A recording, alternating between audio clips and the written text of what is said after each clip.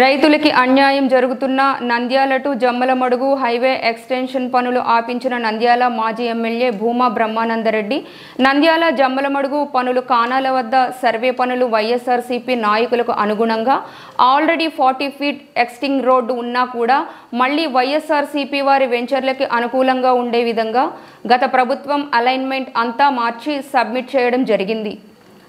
నంద్యాలలో లోకేష్ పాదయాత్రలో కూడా రైతులు అందరూ కూడా ఈ విషయం తెలియజేయడం జరిగింది. అప్పుడే నితిన్ గడ్కరీ గారికి లెటర్ పెట్టారు. అలైన్మెంట్ లేకుండా రైతులకి ఇబ్బంది లేకుండా చేయాలని అధికారులకు తెలియజేయడం జరిగింది.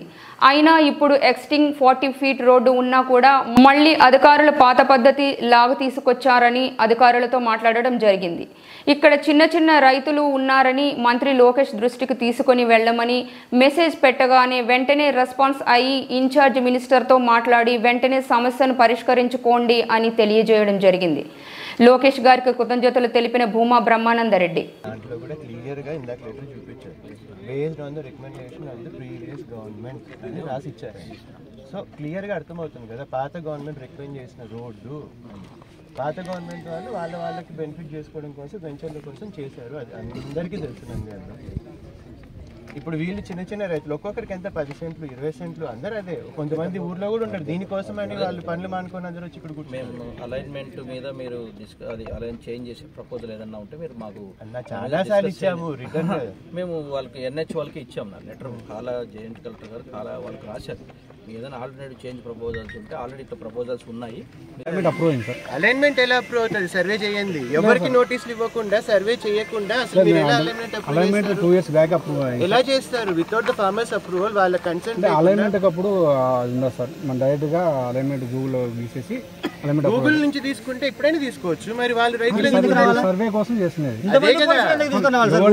అదే నేను చెప్పేది. సర్వే కాకుండా how are you finalising this? లేదు సార్, వచ్చిన సబ్మిషన్ అలైన్మెంట్ అప్రూవ్ అయిపోయింది. ఇప్పుడు ఏ రైతుకి ఎంత పోతానే దానికోసమే ఇప్పుడు వచ్చినది. అదే కదా మేము చెప్తుంది కూడా. రైతులు నష్టపోతున్నారు. ఎగ్జిస్టింగ్ రోడ్ ఉంది. భూమా నాగిరెడ్డి గారు ఎంపీగా ఉన్నప్పుడు ఇక్కడ ఒక రోడ్ వేశారు. ఆ రోడ్ ఇప్పటికీ లైవ్ లో ఉంది. అదే వాడుకోకుండా రైతుల పొలాలు తీసుకొని ఎందుకు చేయాలనేదే కదా మేము కూడా అడుగుతుంది. ఆ పాయింట్ మీదనే లోకేష్ గారు క్లియర్ గా హామీ ఇచ్చారు, పాత రోడ్లోనే చేస్తారు అని.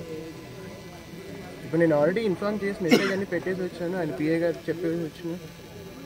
కలెక్టర్ గారిని కూడా ఇంతకుముందు కలిసి ఎక్స్ప్లెయిన్ చేయడం కూడా జరిగింది. ఎందుకు మీరు పాత పద్ధతిలోనే వైసీపీ వాళ్ళు చేసిన పద్ధతిలోనే చేయాలని ఎందుకు వస్తుంది? ఇప్పుడు వైసీపీ లీడర్స్ పక్కనే పోతుంది. అంత టీడీపీ కార్యకర్తలు పొలాలు పోతున్నాయి. కక్ష కట్టే చేసినారు. ఇది వాళ్ళేమో వెంచర్లు ఉన్నాయని కూడా మాట్లాడుతున్నారు కదా.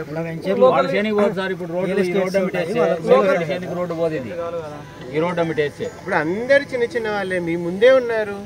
మీరైనా ఎలా చేయాలనుకుంటున్నారు? అసలు ఎట్లా? ఎకరా అడితే ఎకరా పావు ఎకరా ఉన్నటువంటి రైతులు సార్, వాళ్ళు తినడానికి అమ్ముకోవడానికి కూడా కదా, వాళ్ళు తిండి గింజలు తినడానికి పండించుకునేటువంటి వాళ్ళు. మీరు పక్కన ఆల్రెడీ మీరు అలైన్మెంట్ గతంలో ఉన్నటువంటి మార్చేశారు. ఎందుకు మార్చారు అది బయటికి చెప్పుకోవడం లేదు. ఇది అలైన్మెంట్ అప్రూవ్ మేము అంతకుముందు లేదు. మేము ఇది alignment already 2 years back approved in what basis? అప్పుడు వైసీపీ గవర్నమెంట్ ఫిజికల్ సర్వే జరిగిందా? ఫిజికల్ సర్వే నోటీసులు రైతులకు ఇచ్చారా? Without giving notices to alignment approval అప్పుడు ఆ స్టేజ్ ఉంటుంది సార్. అలైన్మెంట్ అప్రూవల్ అప్పుడు జరగచ్చు. అలైన్మెంట్ అప్రూవల్ అప్పుడు డైరెక్ట్ గా మనకు 3 ఆప్షన్లు పెట్టి పంపిస్తారు. గూగుల్ మ్యాప్స్ తీసుకొని 3 మ్యాప్లు తీసుకొని పంపిస్తారు. తర్వాత అలైన్మెంట్ అప్రూవ్ అయినాకనే ఇది టోటల్ మొత్తం upgradation of new declared special highway Nandyal Kurnool అని he directly mentioned it from the that's what I'm saying. Based on the recommendation of the state government. Which government was that? Which government was that previously? Who approved? Which government was that? Yeah, that's what I'm talking. Those people who are trying to benefit their party leaders. అందుకే కదా ఇప్పుడు government change అయింది, రైతులు నష్టపోకూడదు అనే కదా మేము కూడా ఇప్పుడు చెప్తుంది. ఈవెన్ యాంటీ గవర్నమెంట్లో ఉన్నప్పుడు మేము అదే చెప్పినాము, ఇప్పుడు కూడా అదే చెప్తున్నాం. చిన్న చిన్న రైతులను ఎందుకు ఇబ్బంది పెడుతున్నారు? They're clearly stating it based on recommendation of the state government at that time. So which government is now? అదే అండి 23లో వాళ్ళ వైసీపీ వాళ్ళ కోసము రియల్ ఎస్టేట్ వాళ్ళకి డబ్బులు రావడం కోసం వాళ్ళ పార్టీ వాళ్ళ కోసం చేశారు. చిన్న చిన్న రైతులు నష్టపోతారు అనే దాని మీదనే మేము కూడా ఇప్పుడు అలా చేయకుండా ఎగ్జిస్టింగ్ రోడ్ చేయండి అంటున్నాం. ఇన్ దట్ గవర్నమెంట్ కూడా బెనిఫిట్ ఉంది కదా. మీరు కూడా అదే డబ్బులు ఆదా అవుతుంది కదా. కాంపెన్సేషన్ ఎందుకు ఇవ్వాలి? When there is already road farmers.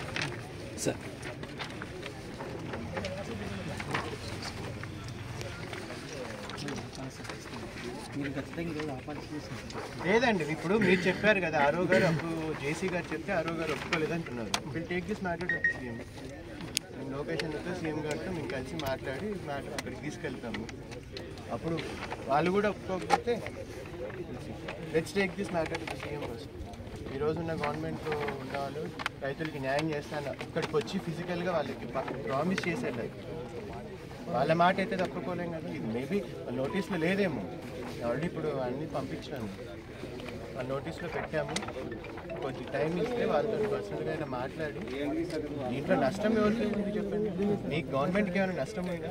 ఇప్పుడు వీళ్ళు అబ్జెక్ట్ చేయడం కానీ మేము చెప్పే దాంట్లో గవర్నమెంట్కి ఏమైనా నష్టం ఉందా? మీరే కాంపెన్సేషన్ ఇవ్వాల్సిన అవసరం ఉండదు కదా. ఎగ్జిస్టింగ్ రోడ్ వాటికి లాజికే కదా. అవన్నీ బేస్ చేస్తే పంపిస్తుంటారు అంటే వాళ్ళు దాన్ని ఒప్పులేదు. ఆల్రెడీ అప్రూవ్డ్ అలైన్మెంట్ మాత్రమే ఓన్లీ. అవును, అదే ఒకసారి ఇప్పుడు సీఎం గారి దృష్టికి తీసుకెళ్ళి ఒకసారి మాట్లాడి ట్రై చేద్దాం. ఇప్పుడేమి ఈ రోజు రోడ్ ఏం స్టార్ట్ అవ్వదు. ఇక్కడ జమ్మలమడుగు నుంచి ఆ రోడ్ వేసుకుంటూ రావడానికి టేక్స్ టైం. సో టైం ఉంది కదా. ఇక్కడికి వచ్చే లోపల మేము కూడా గవర్నమెంట్ దృష్టికి తీసుకెళ్తాము, దానికి అప్రూవల్ చేయించుకుంటాము. గడ్కరీ గారికి లెటర్ పెట్టించినారు, అందరికీ లెటర్ పెట్టినారు. బట్ స్టిల్ అదే ఎందుకు రిపీట్ అవుతుంది? అంత ప్రెషర్ ఏముంది ఇదే చేయాలని? ఎగ్జిస్టింగ్ రోడ్ ఆల్రెడీ ఉంది. ఎగ్జిస్టింగ్ రోడ్ అలైన్మెంట్నే ఎగ్జిస్టింగ్ రోడ్ అది వీళ్ళు అడిగేది కూడా అదే కదా. అలైన్మెంట్ మాకు ఏదైతే అలైన్మెంట్ ఎందుకు అని మీకు ఇప్పుడు గవర్నమెంట్కి డబ్బు సేవ్ అవుతుంది. ఇప్పుడు ఎగ్జిస్టింగ్ రోడ్ వాడుకోవడం వల్ల గవర్నమెంట్కి డబ్బు సేవ్ అవుతుంది. మరి అయినా కూడా ఎందుకు డబ్బులు ఎక్కువ పెడతామంటున్నారు? అది తిప్పి చేస్తామని అవసరమేముంది దీంట్లో? బట్ స్టిల్ ఈవెన్ లొకేషన్ చెప్పిన తర్వాత కూడా పాదయాత్రలు ఆయన హామీ ఇచ్చిన తర్వాత కూడా దాన్ని చేయాలనే మాట ఎందుకు వస్తుంది? క్లియర్గా ఆ రోజు వీళ్ళందరూ వచ్చి కలిశారు, ఆయన గట్టిగా హామీ ఇచ్చారు, అందరి ముందు అందరి సమక్షంలో హామీ ఇచ్చారు. కూర్చోబెట్టి చాలా సేపు గంట సేపు కర్ణాల్లో కూర్చొని లేదు మేము జరపనీయము సపోర్ట్ చేస్తా అని చెప్పినారు, లెటర్ కూడా పెట్టారు.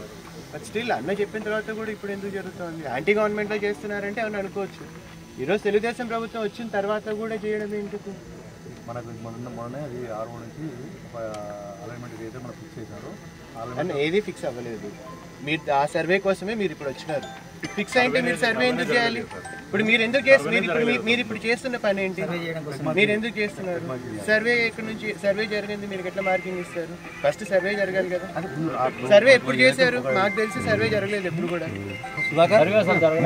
సర్వే జరగనప్పుడు గతంలో వైఎస్ఆర్సీపీ పార్టీ ఉన్నప్పుడు వాళ్ళకి అనుగుణంగా ఉండే విధంగా ఇప్పుడు ఆల్రెడీ ఎగ్జిస్టింగ్ రోడ్డు ఉన్నా కూడా ఒక 40 feet రోడ్ ఎగ్జిస్టింగ్ రోడ్ ఉన్నా కూడా వాళ్ళ వెంచర్లకి అనుకూలంగా ఉండే విధంగా ఆ రోజు అలైన్మెంట్ అంతా మార్చి సబ్మిట్ చేయడం జరిగింది. పాదయాత్ర అప్పుడు లొకేషన్ వచ్చినప్పుడు అందరు రైతులు కానీ అందరం కూడా అందరి దృష్టికి తీసుకెళ్ళినప్పుడు గడ్కరీ గారికి అప్పుడే లెటర్ పెట్టారు. అలైన్మెంట్ ఇబ్బంది లేకుండా పేద రైతులకు ఎవరికి ఇబ్బంది లేకుండా చేయమని అప్పుడే లెటర్ పెట్టారు. ఆఫీసర్స్ దృష్టికి అంతా కూడా తీసుకెళ్ళాం. అయినా కూడా ఈరోజు ఎగ్జిస్టింగ్ 40 feet రోడ్ ఎగ్జిస్టింగ్ ఉన్నా కూడా మళ్ళీ ఎందుకు అధికారులు తీసుకెళ్తున్నారని చెప్పేసి అధికారులతో కూడా మాట్లాడడం జరిగింది. లొకేషన్కి ఇక్కడ నుంచి మెసేజ్ పెట్టంగానే ఆయన కూడా రెస్పాండ్ అయ్యి ఇన్ఛార్జ్ మినిస్టర్ గారికి చెప్తాము, ఏదన్నా కూడా దృష్టికి తీసుకెళ్లి సాల్వ్ చేసుకోమని కూడా మెసేజ్ చేయడం జరిగింది. వెంటనే రెస్పాండ్ అయిన లోకేష్ గారికి కూడా ఈ సందర్భంగా ధన్యవాదాలు తెలియజేసుకుంటున్నాము. ఇన్ఛార్జ్ మినిస్టర్ గారితో మాట్లాడి ఇష్యూ సాల్వ్ అయ్యే విధంగా ట్రై చేస్తాం.